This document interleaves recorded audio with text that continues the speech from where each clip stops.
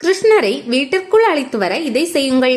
பகவான் கிருஷ்ணர் குழந்தை அவதாரமாக நம் வீட்டிற்கு வந்து அருள்பாலிப்பதே கோகுலாஷ்டமி பண்டிகையின் முக்கிய அம்சமும் நோக்கமும் ஆகும்.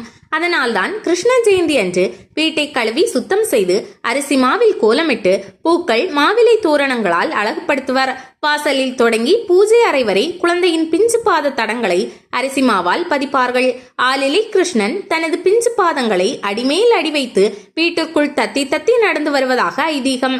கிருஷ்ணனின் படத்தை அலங்கரித்து மாலைகளும் மலர்களும் சூடி அவனுக்கு பிடித்தமான வெண்ணெய், இனிப்பு வகைகள், சீடை, முறுக்கு, தேன்குழல், பொங்கல், பால் பாயாசம் போன்ற நைவேத்தியங்கள் படைத்து அவரவர் குடும்ப வழக்கப்படி விரதமிருந்து பூஜைகள் செய்து பக்தி பாமாலைகள் பாடிபட வேண்டும். அந்த நீலவண்ண கண்ணன் நம் இல்லம் வந்து அருள் புரிய சூடி கொடுத்த சுடற்கொடி ஆண்டாள் தனது திருப்பாவையில் இவ்வாறு பாடியருளியுள்ளார்.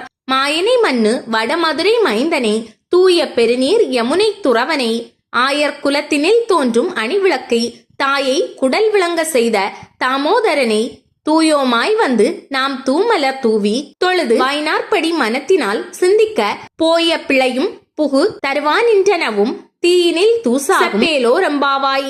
கிருஷ்ணனை இவ்வாறு பாடி வழிபட்டால் எல்லா விதமான தடைகளும் பிழைகளும் தீயினில் பட்ட தூசாக அழியும் என்று தனது திருப்பாவை பாசுரத்தில் கூறியுள்ளார். பாகவதத்தில் கண்ணனின் பிறப்பை விவரிக்கும் தசமஸ்கந்தம் எனப்படும் 10வது அத்தியாயத்தை ஒருவர் படிக்க குடும்பத்தில் மற்றவர்கள் கேட்க வேண்டும். இதனால் பகவான் கிருஷ்ணரின் ஆசீர்வாதம் நமது இல்லத்திற்கும் உள்ளத்திற்கும் கிடைக்கும்.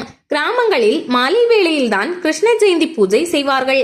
வீட்டில் பூஜையும் நைவேத்தியம் செய்து முடித்த பிறகு அருகே உள்ள கண்ணன் ஆலயத்திற்கு சென்று இறைவனை வணங்கி மகிழ்வது சிறப்பு.